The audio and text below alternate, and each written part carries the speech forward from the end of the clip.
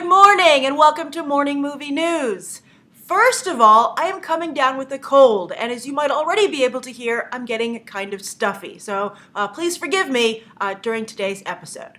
All right, so the first story has to deal with a foreign actor. Now, as we often discuss here on Beyond the Trailer, it's very difficult for foreign actors to break into Hollywood. They're most often typecast, particularly as the villain. And when it comes to German actors and Austrian actors, they usually end up playing Nazis. Of course, Christoph Waltz famously broke into Hollywood, playing a comedic yet still evil Nazi in *Inglourious Basterds*, a movie which, by the way, also featured Daniel Bruhl in one of his first big Hollywood roles, playing a Nazi. But now Marvel needs a Nazi, so this is quite the opportunity for German actor Thomas Kretschmann. I tried to find a movie where you would remember him from. I did not succeed. I think he's one of those actors when you see him, you're like, oh yeah, that guy. And even then, you're kind of on the line if you've seen him or not. But he has landed a pretty good role in Avengers Age of Ultron. And even beyond that, it's a multi-movie deal, is the report coming in. He will play Baron Wolfgang von Strucker, a Nazi associated with usually the Red Skull in the comics, but the blurb they're giving out for the movie is a Nazi officer working for terrorist organization HYDRA who runs up against both Captain America and Nick Fury. So that's very interesting to me. Actually, I have to tell you, the blurb interested me more than the casting, largely because I'm not very familiar with the actor, and I have to say, he doesn't seem like a Christoph Waltz kind of guy. He seems a little bland, like a bland Nazi, and so I worry about him being able to really make an impression with the role, considering he's played many roles to date and has yet to really make a big impression. But what interested me about the blurb, first of all, was that he was going to run up against Captain America and Nick Fury. Now, since this casting is only announced now, I guess it's not going to be in Captain America 2, so it makes me wonder if for Age of Ultron they're going to be maybe breaking up the characters and having them separate like a horror movie. Don't separate the group and go on different missions. So that interested me. But the thing that really got my attention was that instead of saying, oh, Red Skull and such, he would be working for terrorist organization HYDRA. Now, of course, that is the Red Skull's organization, Captain America, and, First Avenger and such, and also and other things in the movies. He's be like, HYDRA, that's my nemesis, almost like Cobra for G.I. Joe. But what I think is interesting about this is that we've been talking, I did an episode based on a question from one of you about lack of villains in the Marvel Cinematic Universe. It's really just Loki at this point. But now they seem to be like a mushroom cloud of villains all of a sudden. It just, villain explosion. We've got HYDRA being, having an increased presence. We have AIM introduced in Iron Man 3, and then Ultron, of course, and Thanos. And also, I believe that thing about Michael Douglas playing a villain in Ant-Man is, Hank Pym being turned into a villain. Variety retracted it, but the way they retracted it was the reporter was like, oh, sorry, I must have misunderstood. And I thought that was a really lame retraction, and to me it feels like it's almost like a spoiler. Just like Robert Redford was going around telling everybody he was so excited to be playing a villain in Captain America 2. I think Marvel is having a hard time keeping some plot twists obviously under wraps. But I guess 20th Century Fox, you might have heard those X-Men script pages leaked just the other day on the internet, and so some key elements of the film have been spoiled. I won't spoil them for you, largely because I just feel that's such a crummy thing to do to that degree. But I read them and I kind of regret it. But anyway, I just think this is a lot of villains to establish. And I think that a comic book reader can keep track of all these villains and be like, oh, that's not HYDRA, that's AIM, telling your bad guys apart. I mean, it helps that AIM usually wears bright yellow suits with ridiculous helmets, and HYDRA wears all green with snakes on their arms. But, I don't think the Marvel Cinematic Universe will go to that degree visually because, they want to have a little more realistic take. So I just feel that, you don't want to overwhelm the mainstream moviegoer who just isn't, I think it's important always for comic book movies to realize that everybody seeing the movie isn't just like a comic book reader. It's totally different audiences. And I think mainstream moviegoers, if you push them too far, they'll just write it off as silly. So I'm curious what you guys think. Are you like, yes, Baron Wolfgang von Strucker, I've been waiting to see the movie version of him, finally? Or are you like, geez, you already have Ultron in Avengers Age of Ultron. What do you need Von Strucker for? I mean, I just think it's maybe a little bit. Just be careful, Marvel. All right, so that's the first story of the day. The second story of the day, talking about big franchises, that of course Illumination Entertainment lined up some major films. They're the Despicable Me animation studio. They've done quite well for Universal. I think it was reported, as you might recall, that Despicable Me 2 was the most profitable film in the history of Universal Pictures. That's amazing. It's almost made $1 billion. And as I pointed out in the Nut Job review, I'm trying to keep track of what episodes are out yet. But yes, that one's out. In the Nut Job review, Illumination Entertainment makes their movies. They animate them in France, which I think is a nice change of pace. But so they've set 2 dates, and they're both for 2017. Now, the first is Despicable Me 3. And I think it's nice they're spacing these out because you might be like, what? I have to wait till 2017 for another Despicable Me movie? Not quite. You have to wait till 2017 for another Gru movie and The Girls and Lucy, but the Minions will be hitting the big screen in 2015. So I think they're very smart not to oversaturate their audience and push things too far. I think some comic book companies, and looking at you, Marvel, again, could take a note from that and really be careful about, oversaturating the market. But at the same time, the 3 big comic book movies this year, not the Wolverine though, interestingly, but Marvel and DC's, they all made the top 10 highest grossing films of the year. So I guess so far there's still enough money on the table.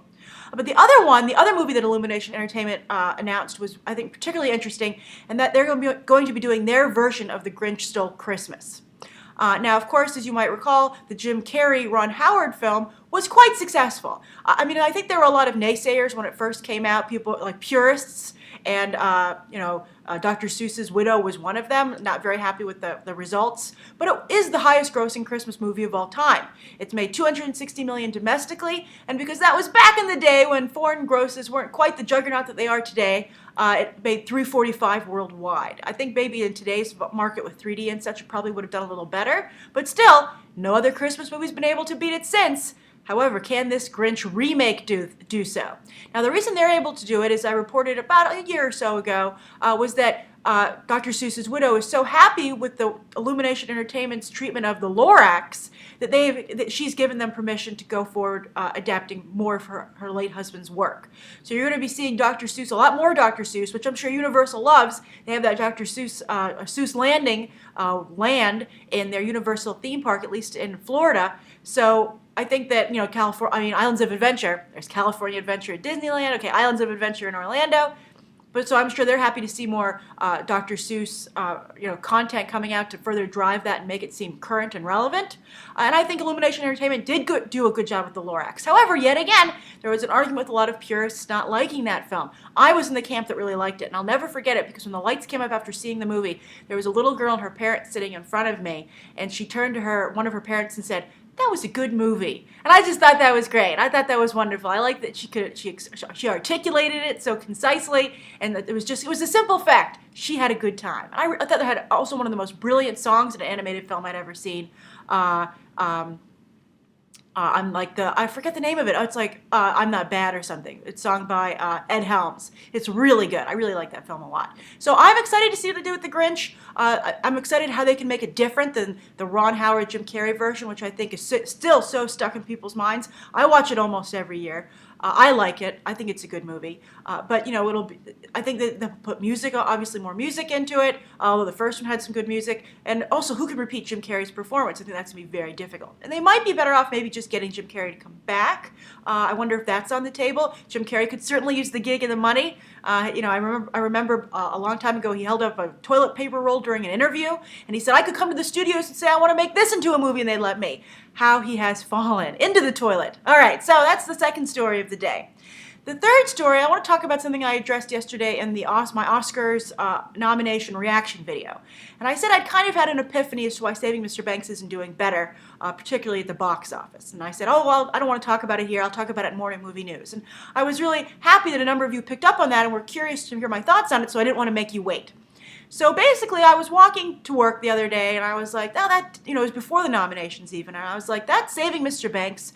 Why isn't it doing better? And why aren't, I was thinking about a lot of people talking about how they don't want to pay to see the smaller movies on the big screen because it's not worth their money. They have a limited budget for movies, so they want to go see the big blockbusters. And I was thinking about how Forrest Whitaker talked about the fact when I interviewed him for The Butler, how smaller films have become largely independently financed, and then the studios pick them up at the, in the final leg of their journey to distribution or to the theaters. And I thought it was interesting how he talked about how that was changing. And I was like, what is going on with this landscape? Is it just that people don't want to pay for the smaller film because it's not worth it? They don't get enough bang for their buck, literally?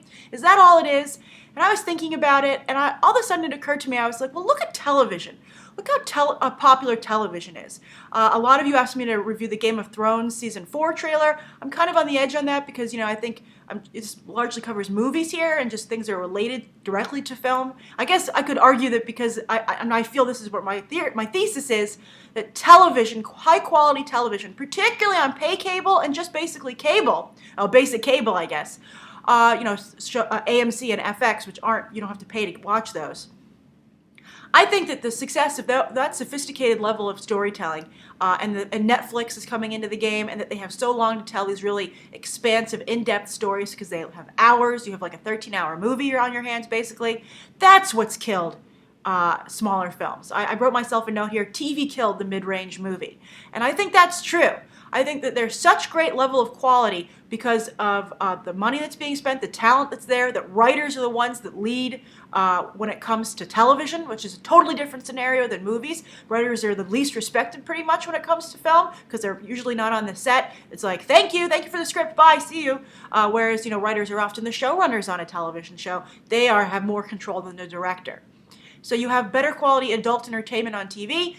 They have a longer time frame to really go into a story and make it more in depth. For instance, I was watching Dancing on the Edge lately from Starz. It was nominated for a bunch of Golden Globes. It stars Chiwetel Ejiofor.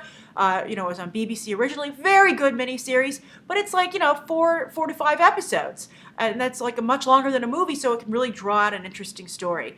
And I think that the small film, which only has 2 hours. Tops, because I think, people will see a 3-hour blockbuster, they want to see only an hour and a half to a 2-hour smaller film, they just can't compete at that level anymore. And I think that more so than ticket prices, more so than, what people, a limited amount of movies they can see, 3D, all of those things are secondary, I think, to the television, the strength and the quality of television, which is a fascinating development considering that people were so worried that movies television would hurt movies. Yes, that's the way it goes. Movies came around first. They were very popular during the Great Depression. You couldn't really, what else were you going to do for entertainment? TV came out, people were worried. But, luckily the shared experience still existed. People wanted to go and see the movie in a communal setting. But now I think the internet creates somewhat of a communal setting for TV. We can talk about it. And I really do feel that television has taken a huge portion of the movie-going, landscape and taken it for themselves. So I'm curious to what you guys think. Do you think this is true? Why didn't you see Saving Mr. Banks? Why don't you see mid-range movies in theaters? Is it because you don't want to pay for them, or are you busy at home watching really good quality television? Write your thoughts down below. All right, so those are the 3 stories of the day. The viewer question, I thought this was a fun one.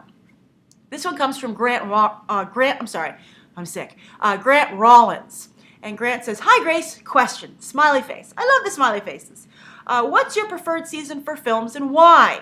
For example, January is usually the bad movie month. April, July is usually reserved for blockbusters, and November, December is usually reserved for Oscar bait films. Thanks, absolutely love BTT. Thank you, Grant. I really appreciate that. And as I said, I picked your question because I thought it was fun. There are indeed movie seasons. And I agree that January, February is kind of like very slow. They put out the real turkeys then. But I would actually disagree with your April, July. I would say April, or actually even beginning of March. The first weekend of March has become a big movie release weekend. You're going to see 300 Rise of an Empire hit this year. Alice in Wonderland, the Tim Burton, Johnny Depp version hit. Also first weekend of March, 300.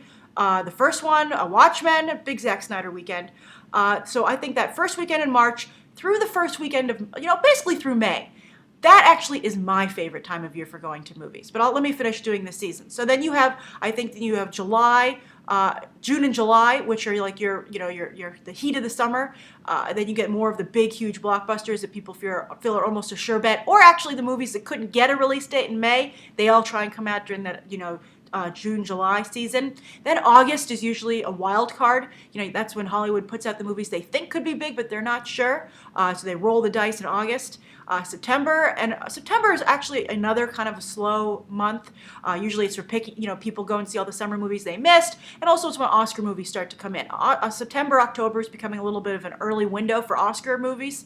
Then, of course, as you said, November and December are your Oscar bait films, but also they're becoming really big. It's becoming, we discussed this year, or 2013, it's becoming a really big blockbuster season as well. You had Hunger Games, Thor: The Dark World came out this year in November, Frozen, and then you had, of course, Skyfall the year before. So that's becoming because it's the holiday movie-going season as well. And it used to be that, the Oscars would become blockbusters and such, but the big studio blockbusters that aren't your Oscar contenders are coming into this time frame because summer's just gotten too crowded, so they have to go somewhere. So they went to the holiday season, which makes sense. But the reason that the first weekend in March to all the way through May is my favorite time of year is because, first of all, with the May movies, those are the blockbusters that are really good. Those are the ones I think that the studios really feel strongly about. They push them to the front. They want to open summer with a bang. And I just think, and also I think we're the kindest to those movies. I think as soon as even June comes along, we're like, oh my God, this is not going so well. May really sets the tone for the rest of the summer. So I like those blockbusters. I like the ones that come out of the gate. I think they tend to usually be the best. But then the reason I really like that first weekend in March is because it's becoming like a small blockbuster season. And I think those are the blockbusters that are a little more intellectual, that they feel, okay, well, we're not quite the summer popcorn, turn your brain off fare. So we're going to come out right before that to try and get people excited about summer because summer's coming. But, we know that we have to try and appeal maybe to the little more intellectual moviegoer or the more intellectual side of all moviegoers. And for instance, you'll see Captain America 2 is coming out in April 4th this year, also in that time frame. 300 Rise of the Empire comes out first weekend of March. But this Captain America movie is the one coming out in April. They're giving it an April release date because I feel they're trying to do something intellectual with that. As I've said, I might have said, but it's my most anticipated comic book movie for 2014 because I'm very excited what they're trying to do there of creating like this spy thriller with the superhero genre. And I think that looks like they might actually pull it off, which to me is very exciting. I feel that's extremely exciting. I think the Winter Soldier movie could be what Jack Ryan coming out this weekend wishes it were. And I'm very excited about seeing that materialize. But that's a risky move. It's not your standard blockbuster. So lo and behold, that's the season it's coming out in. So that's my favorite movie season. Thank you for the question, Grant. And I ask everyone to write down below what their favorite movie season is. And again, what you think of today's top 3 stories. Thank you for tuning in, and I will see you on Monday.